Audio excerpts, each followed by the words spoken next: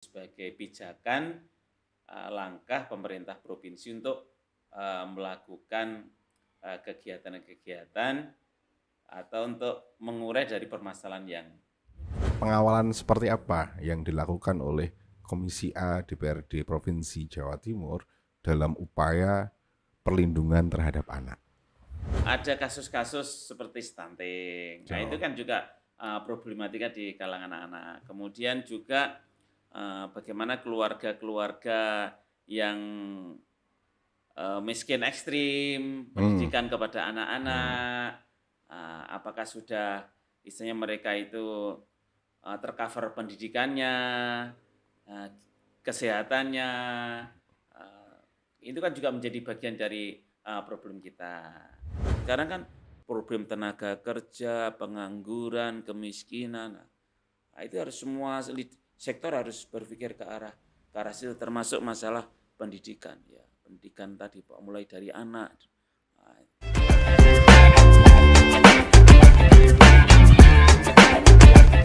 Halo Empower dan warga masyarakat Jawa Timur. Kali ini di podcast Suara Rakyat kita kedatangan Wakil Ketua Komisi A DPRD Provinsi Jawa Timur, Bapak Agus Cahyono, SHI MHI, dan kali ini kita akan membahas sebuah topik yang cukup penting bagi seluruh warga masyarakat Provinsi Jawa Timur, yakni pemberdayaan perempuan dan perlindungan anak. Assalamualaikum Pak Agus. Waalaikumsalam warahmatullahi wabarakatuh. Bagaimana kabarnya hari ini? Alhamdulillah sehat, bugar, bahagia. Provinsi Jawa Timur kita tahu bersama punya banyak sekali problem terkait dengan pemberdayaan perempuan dan perlindungan anak. Korelasinya sebenarnya seperti apa Pak untuk Komisi A khususnya dalam rangka pemberdayaan perempuan dan perlindungan anak yang ada di Provinsi Jawa Timur ini? Sebagaimana tupoksi dari Komisi A, itu berbicara masalah hukum dan pemerintah. Nah, itu yang menjadi fokus di Komisi A di Provinsi Jawa Timur. Jadi kalau kita berbicara problematika, mungkin bidang garap kita adalah bagaimana kita memastikan regulasi. Regulasi mungkin sebagai pijakan langkah pemerintah provinsi untuk melakukan kegiatan-kegiatan atau untuk mengurai dari permasalahan yang muncul. Ini termasuk kalau tema podcast hari ini terkait dengan pemberdayaan perempuan dan perlindungan anak, maka konsen Komisi A ini nanti akan berbicara terkait dengan peraturan daerah. Peraturan daerah. Bahkan sekarang ini kita di Komisi A bersama Badan Pembentukan Perda lagi konsen untuk mengawal Raperda tentang pemberdayaan perempuan dan perlindungan anak. Ini sekarang prosesnya sudah masuk di Propemperda tahun 2025 dan harapan kita, target kita ya di tahun 2025 ini bisa selesai dan menjadi peraturan daerah yang nanti bisa segera diundangkan. Oke, hari ini yang menjadi konsen utama adalah Komisi A lagi membahas tentang Ranperda, tentang perlindungan perempuan dan anak. Sebenarnya Bapak, apa yang melatar belakangi lahirnya usulan Ranperda ini? Seperti apa kondisi perempuan dan anak yang ada di Jawa Timur dari kacamata Komisi ataupun DPRD secara umum? Ya, sebetulnya yang punya inisiasi Raperda. Jadi kan kita di DPRD itu ada 5 komisi ya. Komisi A, B, C, D, E. Nah, sebetulnya masalah-masalah perempuan dan anak itu secara program dan kegiatan itu ranahnya di Komisi E. Maka termasuk Raperda terkait dengan pemberdayaan perempuan dan perlindungan anak itu inisiasi dari Komisi E DPRD Provinsi Jawa Timur. Inisiasinya dari komisi. Inisiasinya dari Komisi E. Kemudian itu kan nanti kan masuk diusulkan di Bappemerda, kemudian Bappemerda mengusulkan nanti diparipurnakan, ditetapkan menjadi program pembentukan Perda di tahun 2025. Nah, kita di Komisi A ini adalah mengawal mengawal bagaimana tema-tema raperda-raperda yang sudah dimasukkan di program pembentukan Perda di tahun 2025 ini dikawal oleh Komisi A, sehingga nanti di tahun ini juga harapan kita bisa menjadi perda yang siap untuk diundangkan. Poin-poin krusial yang Pak Agus ketahui lah tentang perlindungan anak dan juga pemberdayaan perempuan, khususnya yang akan diundangkan ini seperti apa? Ya, sebetulnya problem perempuan dan anak ini kompleks ya. Nah, ini kalau kita berbicara tidak sekedar komisi ya, tapi kita berbicara tentang Jawa Timur, tentang permasalahan yang muncul.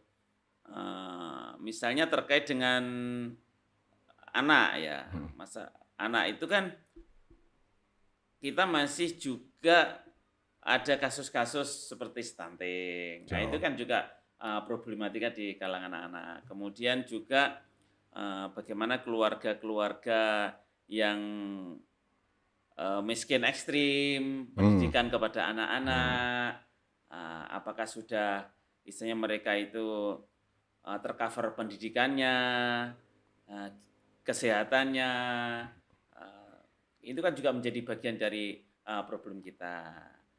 Termasuk juga fokus pemerintah Provinsi Jawa Timur terkait dengan masalah perempuan, itu juga banyak juga yang kita hadapi ya, mulai dari korban perceraian, ya, kemudian juga kematian ibu hamil, kan banyak hal lah yang menyangkut soal perempuan dan anak. Makanya di Provinsi Jawa Timur ini banyak kegiatan-kegiatan yang di situ punya fokus kepada perempuan dan anak. Bahkan ini yang terakhir baru digulirkan, Pemprov Jawa Timur lagi mengawal program pelatihan untuk calon pengantin. Nah, ini yang jomblo-jomblo ya.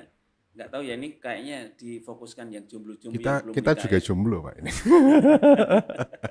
Karena apa? Angka perceraian tinggi kan di Jawa Angka Timur. perceraian tinggi. Jadi dengan bagaimana mereka ada pelatihan pembinaan pranikah, harapan ketika berkeluarga itu tidak gampang muncul perceraian. Dan rata-rata kebanyakan program korban dari perceraian itu kan juga dari kalangan perempuan ya.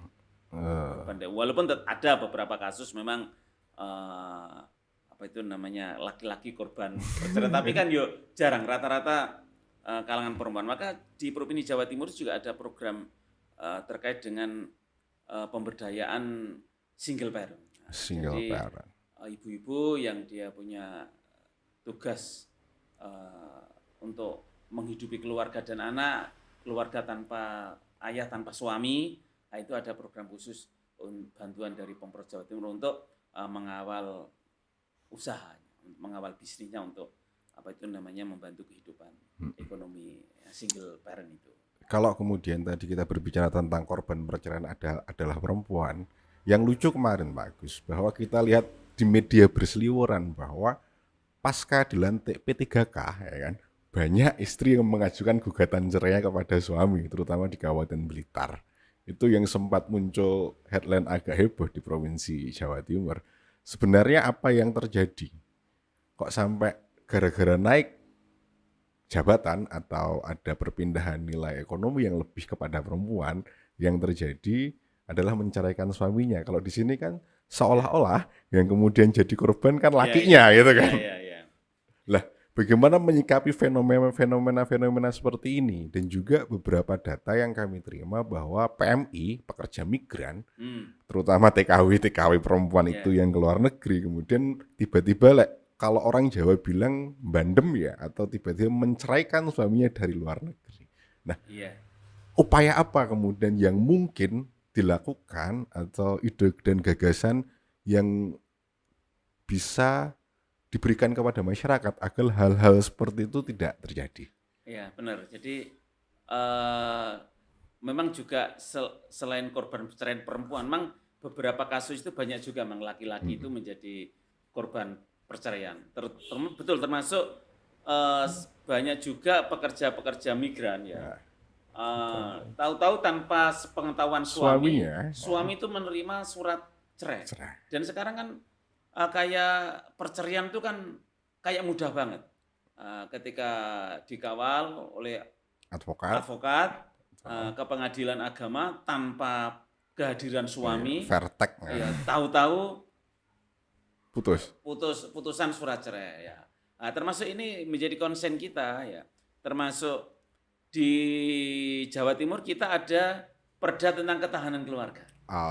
Ya, jadi nanti dengan kasus ini kita juga akan mengawal bagaimana pelaksanaan di lapangan terkait dengan perda. Maka kita di Komisi A kemarin itu lagi mengawal beberapa perda-perda yang ada, regulasi yang ada. Satu, perda-perda yang sudah tidak relevan. Ya, kemarin kalau tidak salah ada 6 perda yang kita ajukan untuk dihapus ya, untuk dicabut. Kemudian kita juga mengawal beberapa perda-perda yang belum terbit pergubnya. Jadi untuk pelaksanaan teknis itu kan kita bisa. Termasuk nanti kita akan coba kawal terkait dengan perda ketahanan keluarga. Termasuk nanti kasus-kasus perceraian entah korbannya laki-laki ya atau korbannya perempuan lah. Semoga dengan pelaksanaan pengawalan perda ketahanan keluarga nanti bisa mengurangi angka perceraian. Yang tadi saya sampaikan kan sekarang lagi kemarin disampaikan ya bahwa DPRD pun juga mengawal ini program untuk pembinaan calon pengantin itu. Harapan kita juga tidak terjadi itu. Katakanlah naik ada peningkatan penghasilan, status sosial, status ekonominya naik, kemudian dia mencampakkan laki-laki lah, itu kan bahaya dalam kehidupan berkeluarga, kehidupan berbangsa dan bernegara. Ya. Harapan kita yang namanya keluarga itu kan ya saling membantu, ya saling menolong, saling mengisi, saling menutupi kekurangan ya. Ya. Termasuk saya sendiri kan juga ada beberapa lembaga pendidikan ya. Termasuk di situ kita konsen juga dengan anak-anak, kita juga konten dengan wali santri, nilai-nilai itu ya termasuk dengan kaitannya dengan ketahanan keluarga, bagaimana mengawal anak-anak, kemudian juga pemberdayaan ibu-ibu. Kita ada pertemuan di yayasan itu juga ada pertemuan bulanan. Wali santri yang rata-rata ibu-ibu, kemudian kita juga di sekitar yayasan itu kita mengundang ibu-ibu di seputar yayasan untuk kita berbicara tentang pemberdayaan. Ya selain juga kita ada pembinaan keagamaan ya karena basic yayasan Islam, tapi kita juga mencoba untuk menggali potensi ekonomi dari ibu-ibu di lingkungan. Nah itu secara kegiatan kita ya. Mungkin senyampang saya juga jadi anggota dewan. Nah itu kan tugas-tugas kedewanan secara personal juga saya lakukan. Satu sisi itu juga menjadi bagian daripada memelihara konstituen lah. Memelihara konstituen, pemberdayaan masyarakat. Kita bahkan punya gini ya. Kita di PKS ya, karena saya dari fraksi Partai Keadilan Sejahtera. Kita itu punya beberapa titik sekolah ibu, namanya. Sekolah ibu. Ya, sekolah ibu. Menarik ini. Ya. Saya baru dengar sekarang istilah sekolah ibu. Sekolah ibu. Frekuensinya kita sebetulnya ingin setiap pekan sekali ada pertemuan, tapi selama ini kita masih melakukannya sebulan sekali. Ini di beberapa titik-titik, di beberapa desa. Nah, biasanya satu Di desa, Trenggalek satu berarti, di Bos. Trenggalek ada, di Kecamatan Durinan itu ada beberapa titik juga sekolah ibu. Apa materinya di situ? Kita mengundang profesionalis. Jadi kita undang ibu-ibu, kita kasih tema, misalnya bulan ini tema kita membuat kue. Nah, kita undang Ahlinya. ahlinya, dalam ahli bidang membuat kue. Lah itu dia menyampaikan. Gitu. Kemudian lain waktu kita mengundang terkait dengan kesehatan keluarga. Kadang kita mendatangkan dokter, bagaimana hidup sehat, menjaga kebersihan supaya badan tadi lah. Sekolah ibu itu isinya itu. Dan memang pesertanya ibu-ibu. Jadi kalau jenengan ikut itu enggak boleh ya. Waduh, saya ibu-ibu semuanya. Nyawang ibu-ibunya saja untuk hiburan dan cuci mata. Dan itu efeknya luar biasa dan semangat juga. Selain juga pemberdayaan, keterampilan, juga mereka mendapatkan beberapa informasi terkait dengan ya seputar problematika kehidupan dalam berkeluarga, termasuk sektor kesehatan, tadi juga masalah ekonomi. Bahkan suatu saat kita juga memberikan materi-materi tentang politik kepada ibu-ibu. Wajib itu. Ya, supaya tahu mereka ya. Jadi apa sih fungsinya kita berdemokrasi? Kadang orang bilang aku milih orang milih padha wae. Ya. Biasanya aku buruh, presidennya ganti, aku yo panggah buruh. Anggota dewannya ganti-ganti, aku yo panggah buruh. Lah, ini kan sebenarnya konstruksi berpikir yang kurang benar. Yang kurang pas. Kita sampaikan bahwa satu suara yang kita berikan itu punya makna yang luar biasa. Itu salah satu ya program yang kita lakukan terkait dengan pemberdayaan perempuan ya, ibu-ibu itu. Termasuk kita ada sekolah ibu, dan itu memang bagian dari program kita di PKS sekolah ibu itu. Jadi itu program resmi, kepartaian. Program kepartaian. Kalau tadi kan kita punya yayasan pendidikan sosial dan pendidikan. Nah, itu kegiatan sosial yayasan. Nah, kalau yang sekolah ibu itu memang murni kegiatan kepartaian.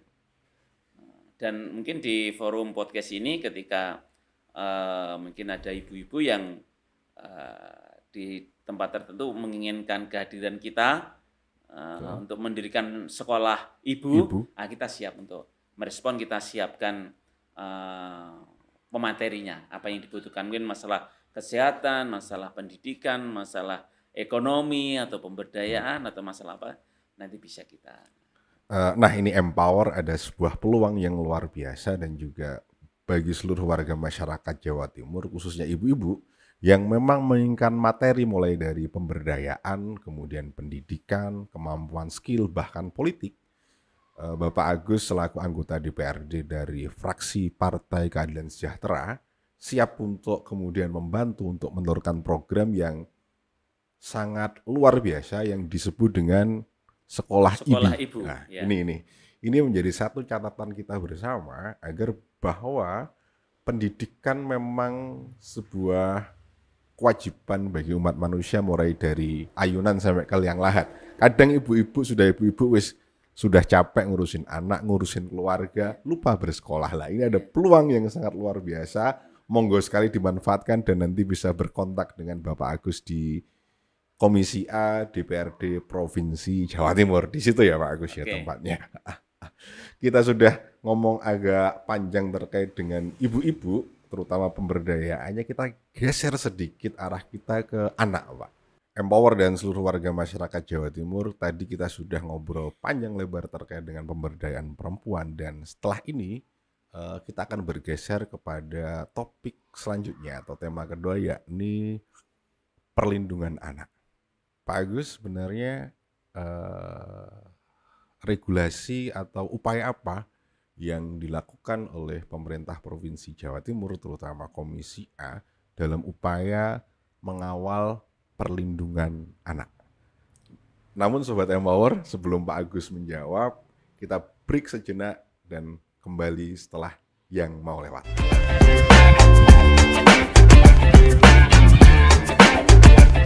Empower dan seluruh warga masyarakat Jawa Timur, kembali lagi ke podcast Suara Rakyat bareng DPRD Provinsi Jawa Timur, melanjutkan pembahasan kita yang terjeda sejenak.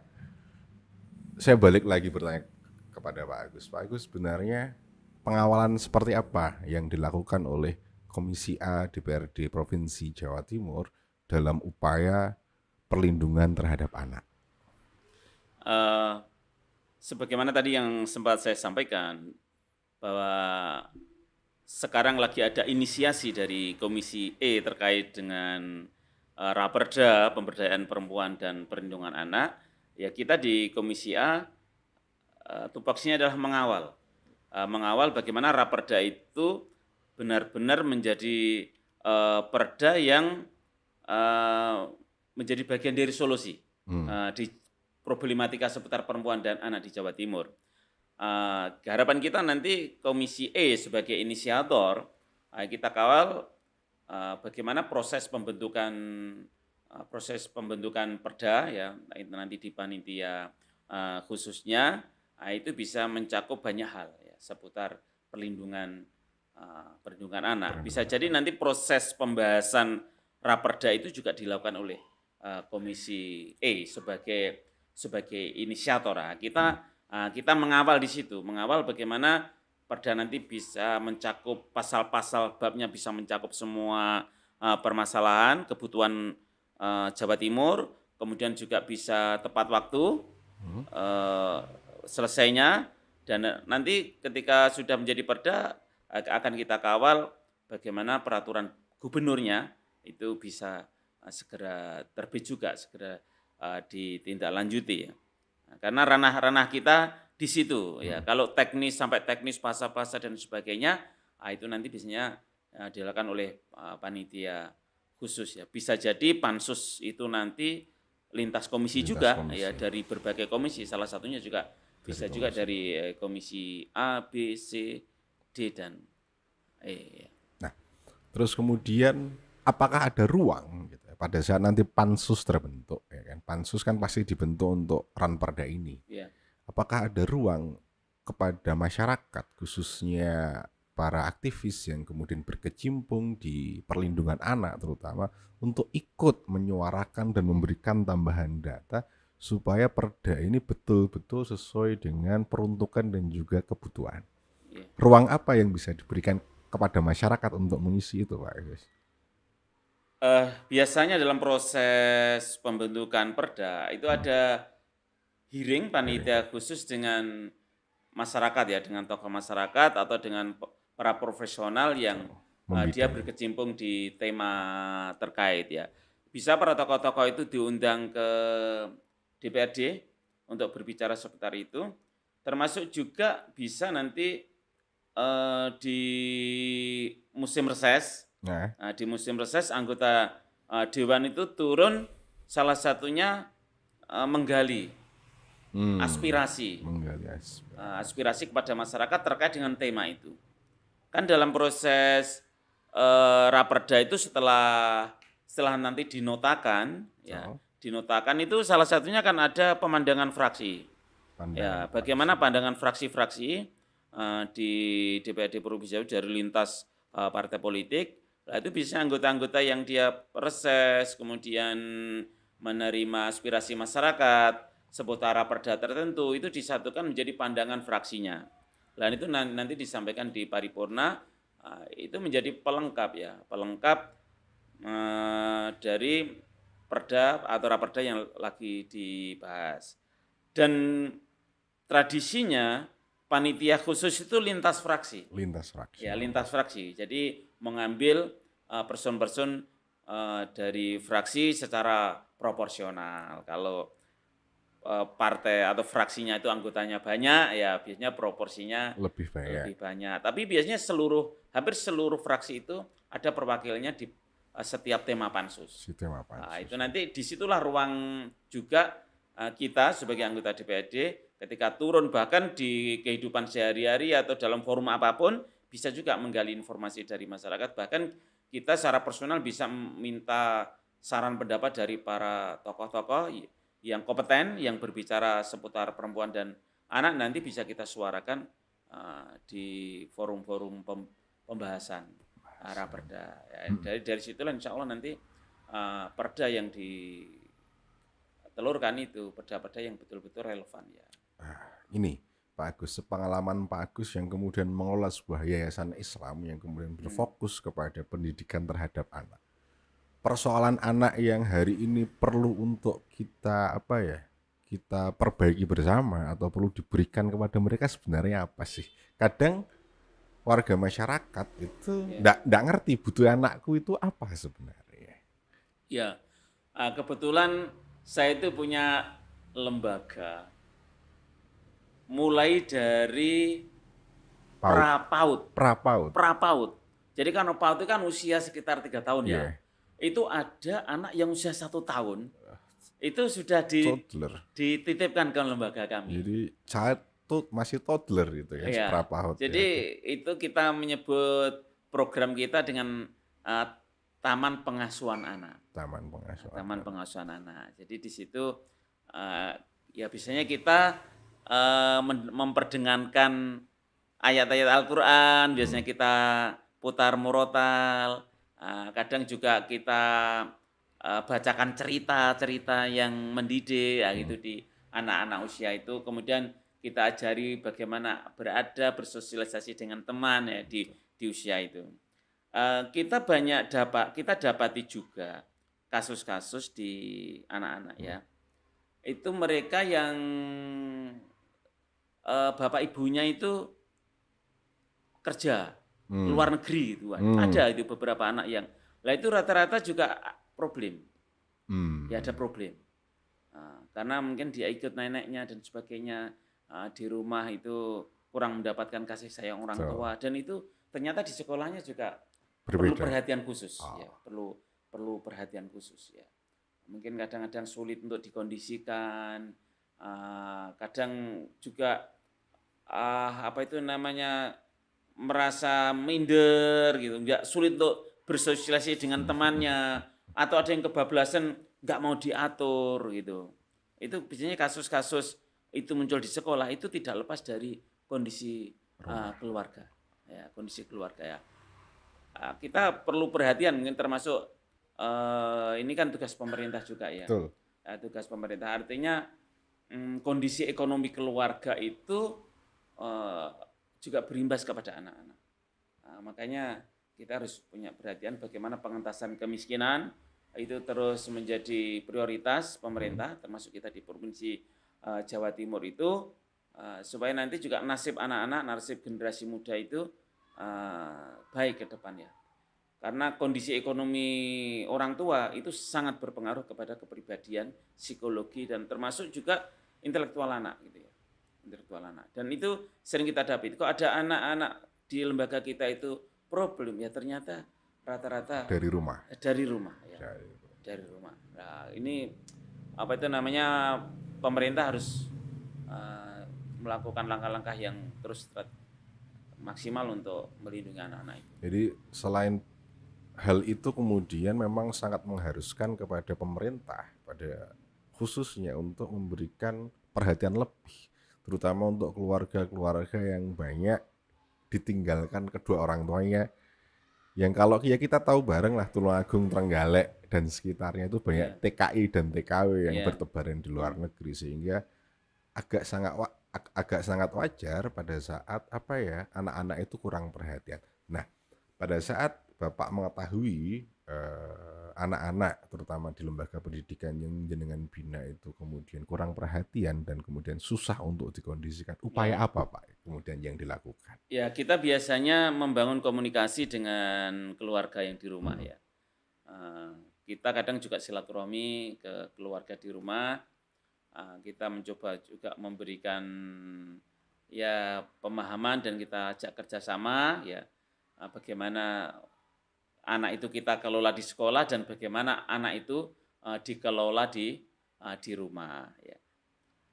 Kalau kita berbicara perlindungan anak tadi ya, kalau pemerintah sih sebetulnya sudah ada program, misalnya di sektor kesehatan itu kan ada posyandu, Posbindu. Iya, yang itu memberikan kemudahan. Bahkan beberapa keluarga miskin ada bantuan gizi untuk Gizi, anak, termasuk program stunting dan sebagainya. Stunting. Tapi kita juga harus berpikir tentang kondisi keluarga tadi, orang tua, ekonomi orang tua, ya, karena tadi ya kasus-kasus itu ternyata sangat berdampak kepada anak-anak ya, kepada anak-anak. Jadi kalau kita ingin generasi ke depan itu generasi yang kuat, apalagi kita mencantangkan Indonesia emas, ya kita harus melakukan perlindungan kepada anak. Salah satunya itu bagaimana kita mengawal kondisi ekonomi masyarakat, bagaimana dientaskan dari kemiskinan, secara otomatis itu nanti juga akan berdampak baik kepada generasi ke depan. Itulah ya perlindungan secara real ya kepada anak-anak yang harus dilakukan oleh pemerintah. Nah, ini ada kasus yang lucu. Memang kita amati bersama bahwa banyak orang tua yang lebih mementingkan untuk meningkatkan kesejahteraan ekonominya sehingga sedikit terabaikan. Wes anak sudah disekolahkan, kemudian sudah ada dibimbing, sudah ada yang ngomong, tapi mentalnya ini kemudian yang harus dijaga sebenarnya. Nah, bagaimana peran serta pemerintah khususnya inisiasi terutama kalau ada Komisi A dalam kesehatan mental anak. Ini yang jarang sekali saya lihat dibahas. Kenapa? Yang kita amati bersama, kalau kita ngomong anak programnya adalah stunting. Stunting lagi-lagi kita ngomong kesehatan dan badannya. Kita ngomong pendidikannya, sekolahnya di cover, makannya di cover, tapi pendidikan mentalnya ini Pak. Nah, ini harusnya seperti apa Pak dalam mengelola pendidikan mental ini yang terutama? Ini kan peran orang tua sebetulnya, peran orang tua termasuk juga peran guru, peran guru. Di sekolah juga tidak boleh fokus hanya akademis, tapi juga bagaimana membentuk kepribadian anak.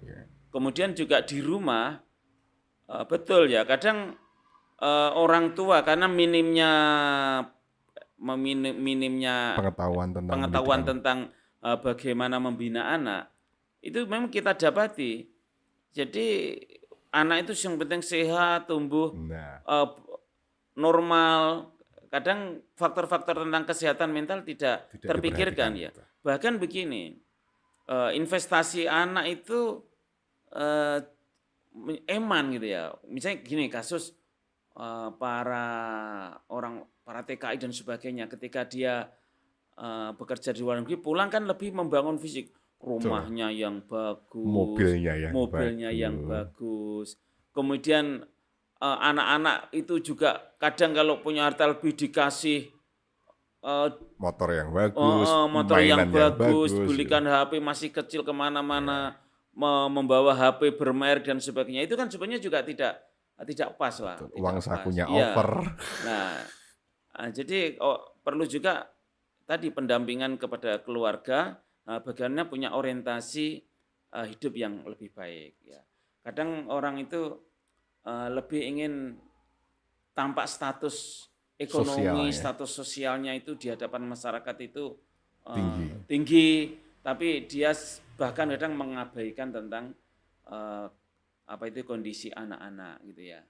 Kadang mau menyekolahkan anak, kemudian mendatangkan guru-guru yang berkualitas atau mungkin juga kebersamaan ibu dan anak, orang tua dan anak itu kadang tidak begitu diperhatikan. Kadang orang tua fokus kerja, mencari uang, kemudian tidak ada waktu untuk anak-anak. Nah itu kan juga satu sisi kurang bagus ya, kurang bagus.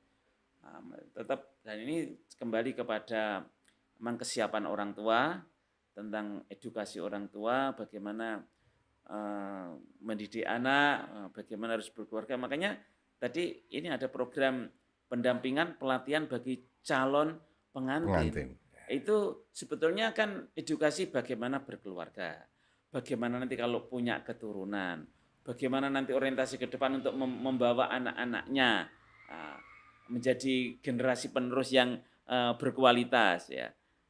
Sehingga dari situ insya Allah nanti generasi ke depan itu akan lebih lebih tertata mentalnya, termasuk juga fisiknya juga. Kalau sekarang kan kita mungkin banyak kita dapati anak-anak sehat Indonesia, generasi anak-anak itu Emas. tumbuh dengan baik Sehat dan secara baik. fisiknya, tapi secara mentalnya kita kurang kurang perhatian.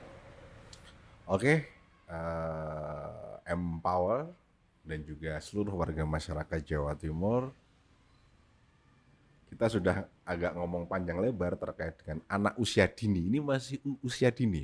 Setelah ini akan kita tingkatkan ke anak dengan usia yang lebih tinggi, terutama di situ ada banyak problem yang lebih masif, ada kaitannya dengan pemberdayaan perempuan dan anak. Kita tahu bareng ada beberapa anak yang putus sekolah, kemudian pekerja di bawah umur dan lain sebagainya. Namun untuk membahas topik itu bersama Pak Agus, kita setelah break berikut ini.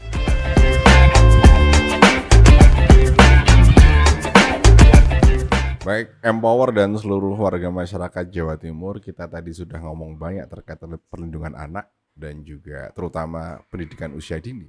Sekarang kita akan ngomong persoalan permasalahan yang muncul, Pak Agus. Jadi gini, Pak Agus, kita banyak data yang masuk dan juga beberapa pemberitaan yang tersebar, baik media massa, media elektronik, dan TV, bahwa tingkat putus sekolah kita masih cukup banyak, cukup tinggi. Ada di setiap desa pasti ada anak yang putus sekolah, terutama yang kurang mampu ataupun kenakalan remaja. Di sisi lain, kemarin juga kita menemukan bahwa banyak sekali pekerja di bawah umur yang belum saatnya bekerja, di bawah 17 tahun sudah bekerja.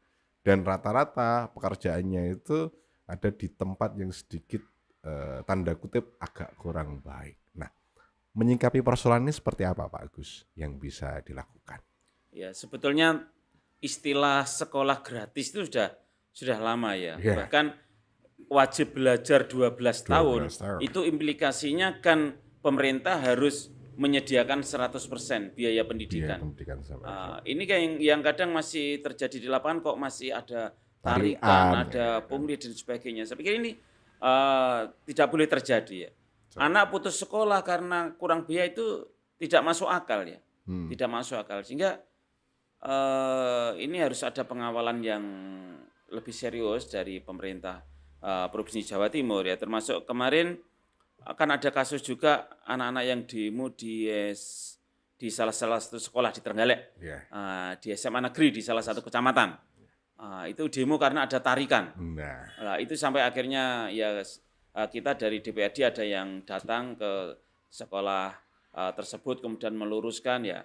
Nah, itu ternyata kan anak-anak lagi demo terkait dengan tarian oleh komite, kemudian itu untuk apa saja. Nah, sebetulnya harapan kita ya sudah tidak ada tarikan lagi ya. Sekolah negeri sudah ada bantuan BOS, ya bahkan nanti ketika anak-anak kok itu dari kalangan keluarga miskin, bahkan miskin ekstrim, itu ya pemerintah bisa misalnya harus memberikan bukunya, memberikan seragam dan sebagainya, supaya tidak ada lagi anak putus sekolah. Sebenarnya dari regulasi yang ada dan kebijakan pemerintah sudah tidak ada lagi istilah anak putus sekolah karena tidak ada biaya, ya tidak ada biaya. Apalagi sekarang misalnya ada namanya sekolah rakyat, sekolah rakyat. Walaupun sebetulnya kalau sekolah itu sudah gratis, di mana-mana gratis ya, tidak perlu lagi kita bikin sekolah yang mahal. Enggak, maksudnya sekolah tertentu yang sekolah rakyat yang difokuskan untuk anak-anak miskin. Nah, itu menjadi programnya Bapak Presiden ya, tapi ya kita dukung saja. Walaupun satu sisi kadang anak-anak gengsi, sekolah mana? Di sekolah rakyat. Berarti saya keluarga miskin. Tapi itu memang ada kegiatan lebih karena dia boarding gitu ya. Diasramakan dan sebagainya. Dan saya pikir harapan kita ya sekolah itu ya gratis ya. Karena wajib 12 tahun ya gratis. Kalau mereka dari keluarga mampu ya oke, yang tidak mampu bisa juga sampai disubsidi subsidi ininya, seragamnya, bukunya, sehingga tidak ada lagi anak itu yang putus putus sekolah ya, mulai dari anak-anak sampai mungkin usia SMA ya. Saya pernah berdiskusi dengan Bappenas ya. Pada waktu itu datang ke Trenggalek. Kemudian kita satu forum. Waktu itu saya masih di DPRD Trenggalek ya. Kemudian saya salah satu narasumbernya. Sebetulnya pendidikan kita ini bisa didesain sejak awal ya.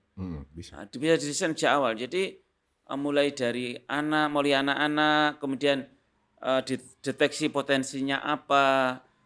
Dia ketika sudah ada penjurusan di SMA, anak-anak potensinya mana itu dikawal. Kemudian termasuk dia dari SMP itu harus ke SMA atau SMK, itu bisa juga sebetulnya dideteksi. Termasuk anak-anak yang kuliah. Kuliah itu perguruan tinggi bisa buat kuota. Jadi kebutuhan sekarang ya lagi tren ya, yang tren sampai tahun 2023 tahun ini tuh 2032 kayak keliru. Itu kita butuh 70.000 dokter spesialis. Itu ya yang baru disampaikan oleh pemerintah pusat oleh Pak Presiden ya. Bahkan selama 4 tahun ke depan mau bikin rumah sakit berkualitas, 500 rumah sakit berkualitas di seluruh Indonesia. Itu kan bisa juga diproyeksikan pendidikan. Nanti jurusan kedokteran sampai dokter spesialis. Bahkan kemarin ada wacana kuliah kedokteran itu dibuat ikatan dinas. Saya setuju itu sebetulnya. Karena apa? Sekolah kedokteran itu biayanya mahal. Pak. Ketika nanti dia lulus spesialis, ketika sekolahnya mahal, itu kan narifnya mahal juga. Nah, akhirnya korbannya adalah pasien lagi. Apalagi pasiennya anak dan perempuan. Wah, kacau. Tapi kalau misalnya sekolah spesial itu ada ikatan dinas, seleksinya ketat, lulusannya berkualitas, dia menjadi abdi negara. Sehingga masyarakat itu bisa menikmati. Saya setuju ide yang muncul bahwa kedokteran dibuat ikatan dinas. Dan sebenarnya terkait dengan pendidikan tadi sudah bisa diproyeksikan. Kebutuhan guru 5 tahun berapa, 5 tahun ke depan itu berapa. Sehingga kampus itu menerima jurusan pendidikan itu berapa. Misalnya kita nanti butuh arsitek Indonesia itu untuk pembangunan berapa. Itu yang jurusan itu dibuka sesuai dengan kebutuhan. Sehingga tidak lagi anak lulus kuliah kemudian dia menganggur. Jadi pemerintah harus itu. Termasuk ketika lapangan kerja yang ada itu tidak mampu menampung generasi mendatang, ya pemerintah harus menyiapkan lapangan pekerjaan. Kan Indonesia itu luas ya, misalnya sektor pertanian, perkebunan, peternakan, perikanan darat, perikanan laut, itu kan terbuka kalau itu dikelola oleh pemerintah dan pemerintah mengawal proses pendidikan. Ketika lulus langsung ditempatkan itu ke titik-titik sektor itu, sudah Indonesia itu akan minim problem ya. Sekarang kan problem tenaga kerja, pengangguran, kemiskinan. Itu harus semua sektor harus berpikir ke arah situ, termasuk masalah pendidikan ya. Pendidikan tadi Pak, mulai dari anak. Sehingga nanti ke depan tidak ada lagi misalnya keluarga miskin, kemudian kasus-kasus, sebenarnya kasus-kasus yang terjadi kan ya problem utamanya kayak masalah ekonomi ya, diawali dari problem ekonomi ya. Yang diawali dari mungkin juga proses pendidikan. Ini pemerintah memang ini PR-nya banyak, tapi juga harus terus berusaha semaksimal mungkin ya. Apalagi sekarang banyak demo ya. Mulai DPR yang digoyang ya. Bahkan Jawa Timur ini infonya tanggal 3 itu mau ada demo gubernur ya. Kita juga akan kena imbasnya juga kita yang di DPRD, karena DPRD itu kan mitra dari pemerintah daerah ya. Harapan kita ya itu hak ya, orang demo menyampaikan aspirasi itu hak yang dilindungi oleh undang-undang ya. Harapan kita tertib ya, menjaga ketertiban, aman, tidak anarkis, tidak merugikan. Oke, bagus. Kalau itu ini kok lari ke sini ya kita ya. Iya, kok lari ke sini ya. Padahal temanya tadi tentang perlindungan anak, pemberdayaan perempuan. Ya, kita kembali ke tema lagi kan. Karena politisi itu biasanya kok tersentil masalah politik. Wes, naik Wah, sudah. itu lain ceritanya. Marwahnya sudah berubah, Oke, Mas. ini kembali lagi coba kita. Ini Mas, oke, saya masih teringat ya. Jadi kita di PKS Heeh. itu ada struktur bidang perempuan ada, termasuk kita ada istilah program RKI, Rumah Keluarga Indonesia. Kemudian kita juga punya bidang ketahanan keluarga. Jadi di PKS itu ada itu. Coba Pak Agus jelaskan, RKI itu seperti apa, ketahanan keluarga itu seperti apa? Ya, jadi ketahanan keluarga itu ya kita bagaimana melakukan edukasi kepada masyarakat, program seperti KDRT. Nah, itu bisa bisa dihindari. Kemudian juga masalah-masalah lain seputar keluarga, perceraian ya gitu. Bagaimana ketika ada problem di rumah tangga, lah itu ketahanan keluarga di situ. Ya, bagaimana keluarga itu tidak rentan dengan perceraian, tidak rentan dengan kekerasan ya, sehingga kita melakukan edukasi kepada keluarga. Ya, keluarga internal PKS juga kita melakukan sosialisasi entah lewat media sosial atau program-program yang di lapangan langsung dengan para konstituen. Program RKI itu hanya untuk internal PKS atau untuk masyarakat umum? Ya, kalau kita kan partai juga untuk internal, juga untuk masyarakat umum ya. Rumah Keluarga Indonesia itu. Rumah Keluarga Indonesia itu bahkan kita membuka membuka konsultan. Nah, kita di kantor-kantor PKS, kita sediakan waktu, kita sediakan profesional, ya ahlinya yang kalau orang mau konsultasi terkait dengan problem keluarga, lah itu kita terima. Itu lokasinya di semua cabang PKS? Ya di kabupaten-kabupaten biasanya. Ya, di DPD, Dewan Pengurus Daerah, level kabupaten atau kota. Belum bisa merambah sampai ke kecamatan. Ya, biasanya kita nanti ya mengundang ketika ada masyarakat umum yang ingin konsultasi ya kita hadirkan ahlinya. Ya. Selain program konsultasi, apakah ada semacam program yang itu diperuntukkan untuk masyarakat dalam upaya peningkatan ekonomi? Karena sebagian besar yang disampaikan Pak Agus terkait dengan rumah tangga itu awalnya dari ekonomi dulu. Gitu.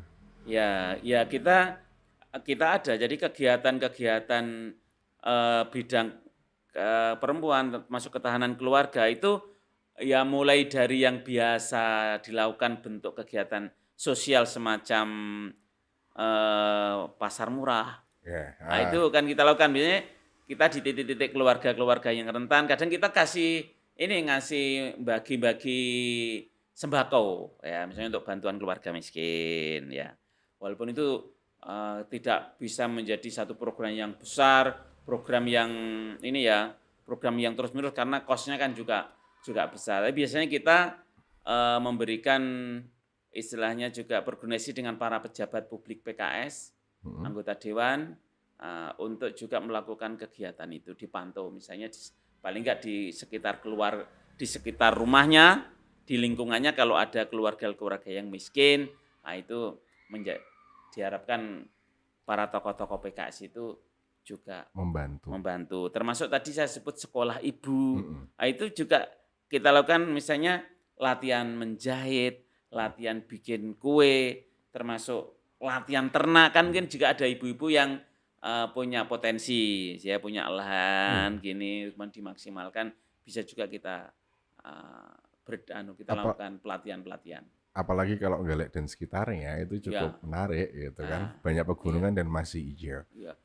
Pak Agus, ya terakhir sebelum nanti closing statement, harapan Pak Agus bagaimana untuk pemberdayaan perempuan dan perlindungan anak yang ada di Jawa Timur? Ya harapan kita, saya sebagai Wakil Ketua Komisi A DPRD Provinsi Jawa Timur dari fraksi PKS, yang sekarang lagi mau digodok tentang Raperda, pemberdayaan perempuan dan perlindungan anak, ini bisa segera dilakukan pembahasan, dan harapan kita di tahun 2025 ini sudah bisa disahkan menjadi Raperda, dan itu nanti akan lebih bisa memaksimalkan kerja-kerja pemerintah Provinsi Jawa Timur karena sudah ada regulasi yang menaunginya. Pak Agus, terima kasih kehadirannya di podcast Suara Rakyat. Kita akan ketemu di podcast-podcast selanjutnya. Empower dan seluruh warga masyarakat Jawa Timur, terima kasih sudah hadir dan menyimak sajian pada kali ini dan sampai ketemu di podcast-podcast selanjutnya. Assalamualaikum warahmatullahi wabarakatuh. Waalaikumsalam warahmatullahi wabarakatuh.